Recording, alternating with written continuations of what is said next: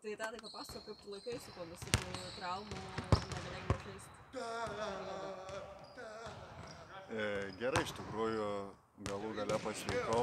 Tikiuosi, kad pasibaigė tas blogas man laikotarpis, kur iš tikrųjų sunku vis dėlto dvi traumos iš eilės, tai nebuvo lengva psichologiškai ir panašiai, bet iškenčiau tai, galų gale esu sveikas ir pasiruošęs darbui dabar. Ar buvote registruotas jau Karaliaus taurės turnyrui ir su Realu? Ar jau buvote pasiruošęs ir bėgti į aikštę, ar dar reikia padirbėti treniruotės, norint tą žaidimo pojūtį susipažinti? Na, tai aišku, dar nesu maksimalioj formai savo, tai manau dar užtruksiu tikrai, bet šiaip taip, jeigu treneriui reikės pagalbos, tai esu pasiruošęs. O fiksuoja kažkiek tą grįžimo traumų situaciją klube? Ne, iš tikrųjų jie buvo labai kantrus, leido man gerai pasveikti, vis dėlto tai antrą kartą, kai nutiko, tai tikrai nebuvo jokio spaudimo, nei iš klubo pusės, leido man pilnai pasveikti tiek, kiek daktarai liepė ilsėtis, tiek ir ilsėjausi, viskas buvo pagal planą. Pavasarį nugarą sustabdė ir rudenį nugarą, ar čia susiję, ar tai skirtingos traumos? Ne, tai buvo lygiai ta pati pasikartojusi trauma. Tai...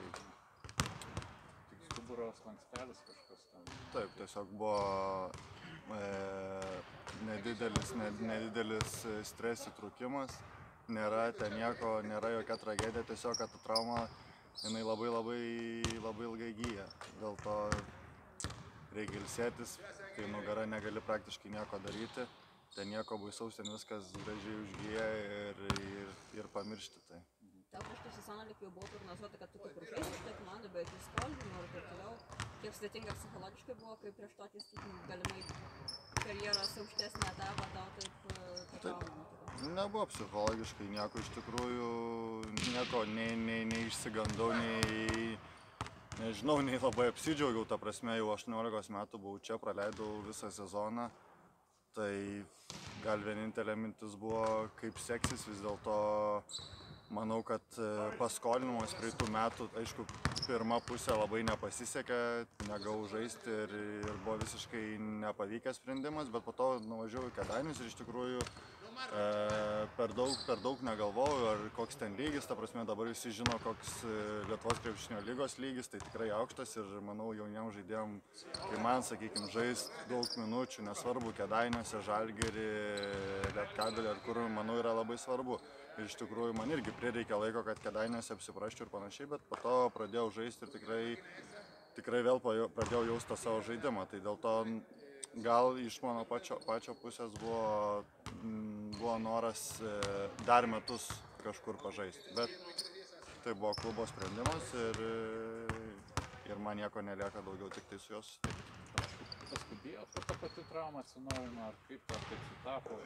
Jo, aš manau, aš čia iš šitos pusės save kaltinčiau, nes iš tikrųjų išsigydžiau tą traumą. Aišku, buvo daug didelio noro, vėl sugrįžau į pagrindinę komandą, norėjau kuo greičiau pasiekti maksimalią formą ir jau buvau pasiekęs tą maksimalią formą, norėjau toliau tobulėti. Ir kai buvo FIBA langas, sakau treneriams, ne, ta prasme visiems davė laisvų dienų, sakau, noriu ateiti į salę, noriu dirbti. Ir iš tikrųjų keletą dienų vos ne po 5 valandas iš eilės čia praleisdavau ir vėl pradėjo skaudėti ir iš tikrųjų nesitikėjau, kad tai galėjo būti, galvojau, gal kažkas ten truputį susierzino ir panašiai, nes buvo trauma ir nieko daugiau, bet vis tas skausmas nepraėjo ir atlikus tyrimus pasirodė, kad iš naujo. Tai manau, kad čia pats man pačiam kaip žaidėjui, dar esu jaunas, gera pamoka, kad nereikia iš tikrųjų niekur skubėti, nereikia. Dėl to šį kartą dabar daug ramiau tiesiog stengiuosi viską daryti. Visą laiką buvo auditorijai, tenais gydymas, rehabilitacija? Jo, antrą kartą taip, pirmą kartą buvau į Lietuvą pačiam gale grįžęs Maros, bet čia taip visą laiką praleidau, neskaitant tą, kad buvau grįžęs į Lietuvą Kalėdom savaitę. Neliūdna, neprailsta tas laikas svetimam krašte, be to užsiėmimo pagrindinio? Tai aišku, ta prasme vis tiek daugiausiai laiko tenka praleisti vienam, tai ir kai dar negali sportuoti, negali keliauti su komanda, negali žaisti, tai toks kaip ir, ta prasme, sunkus laikas, dėl to sakiau, psichologiškai nebuvo lengva ir Bet, sakau, dabar džiaugiuosi, kad praėjo tas laikotarpis, dabar reikia žiūrėti į priekį ir keltis kažkokius naujus tikslus. Gal kažkokių naujų hobių, užsiėmimų per tą laiką atsirado, kurie nuotaiką pakelia?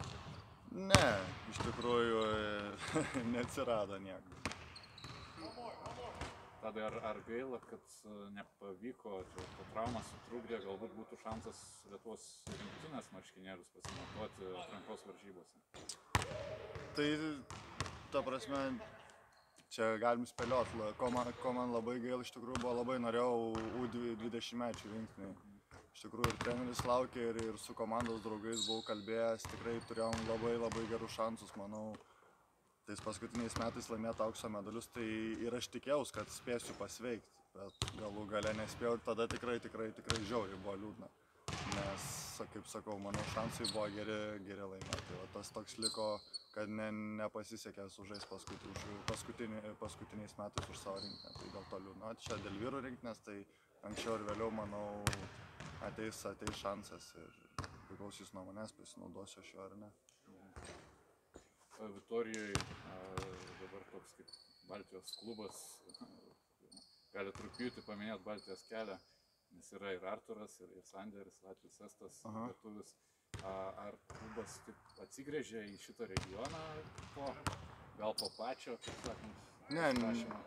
Nežinau, tai manau, kad čia visada tų lietuvių ir iš tų Baltijos šalių, manau, netrūko, nes vis tiek buvo ir lietuvių, ir Timinskas, ir Macijauskas, Štombergas, Jasaitis buvo, tai ta prasme ir Bertanis čia žaidė, ir Tima.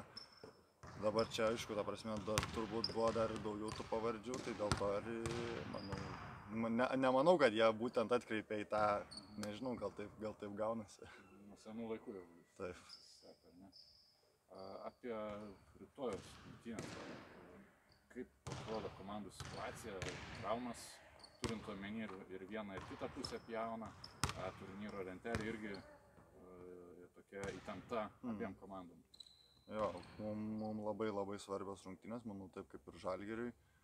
Pralošėm paskutinės 2 rungtynės, pralošėm Karaliaus taurėje pirmas rungtynės, kur buvo visiems šokas, manau, klubui ir visiems fanam, nes nieks neatvažiavo ir nesitikėjo, kad pirmą dieną pralaimėsim, buvo vis dėlto keliami aukščiausi tikslai, ta prasme, bet taip atsitiko, reikia pamiršti ir pralošėm prieš Barceloną paskutinės rungtynės ir komanda gal buvo tiesiog tokia truputį be prastų nuotaikų, visi atrodė pavargę, bet ta prasme, sakau, dabar kiekvienos rungtynės yra, ta prasme, laimėsi, pateksi, pralaimėsi, bus sunku, tai tikrai ruošiame Žalgirį ir treneris labai akcentavo, kad Žalgiris labai sunki, labai gerai paruošta komanda ir kad reikės tikrai, bus sunkios rungtynės.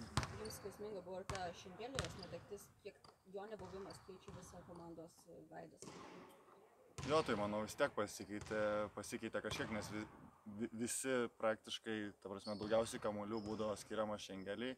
Jo neliko, tai buvo šioks šokas, bet manau, kad Johanes labai gerai pasinaudojo to šansu ir gavo daug minučių ir manau, kad puikiai atsiskleidė. Tai manau, kad dabar šiuo metu jau tai yra kaip truputį pamiršta tema, aišku, mes jo laukiam, kada jisai sugrįž. Taip pat ir Jason Granger netekom, tai aišku, tai jaučiasi, nes buvo vienu metu, kai buvo iš viso labai daug tų traumuotų žaidėjų ir praktiškai nebuvo kam žaisti. Bet manau, dabar jau viskas kaip ir stabilizavosi. Ar turėjote kažkokią nuojautą, kad su Martynesu galite atsisveikinti lapkritį, ar tai buvo toks perkūnas iš giedro dangaus ir kaip Tarasovičius tada pakeitė žaidimą komandos? Nežinau, nelabai ką aš čia galiu ir iš tikrųjų komentuoti, tai buvo priėmę komandos vadovai tokį sprendimą, žino žaidėjai, tai mes, ta prasme, aišku, buvo netikėta, nes Pedro gerą sezoną turėjo praeitais metais, atėjo Tarasovičius, kuris taip pat paskutiniais metais, kai čia buvo, komanda pateko į finalinį ketvirtą, tai čia tikrai nežinau, ne man spręsti ir negaliu nieko per daug pasakyti šitą. O žaidimas keičiasi su nauju treneriu? Tai truputį su Tarasovičium gal labiau agresyvesnį žaidimą žaidžiam, daugiau bėgam, labai akcentuoja treneris agresyvią gynybą ir greitą laisvą puolimą. Kaip manote pačiam, ar tas trenerių pakeitimas gali turėti kažkokios įtakos, kai traumas išsigydysi? Nežinau, sunku pasakyti. Su Pedro neturėjau daug laiko, tai su Perasovičium irgi, tai sunku iš tikrųjų. Bus matyti. O kas dar tokių individualių nebuvo, ar ne pokalbių? Ne, nebuvo.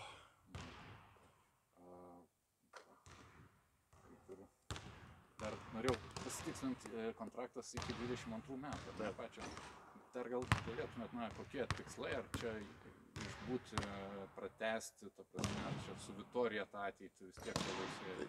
Nežinau, nepatinka man iš tikrųjų daug spėlioti apie tą ateitį, kaip kas bus, kiek čia tas kontraktas galioja, tai vis dėlto ta krepšininko karjera, kaip ir praeitais metais mano buvo netikėtai, atrodo, Kėdainiuose atsidūriau, kur turbūt prieš sezono pradžią net nebūčiau to susapnavęs. Tai sunku pasakyti, manau, aš tai net nedaug galvoju, gal komandos vadovai ir turi kažkokių planų, mano vienintelis planas tapti kiekvieną dieną geresnių žaidėjų ir apie jokius kontraktus ir panašiai negalvoti. Tai norisi aišku žaisti, jau gal truputį ir atsibodo tą etiketę jauno žaidėjo, kuris, ta prasme,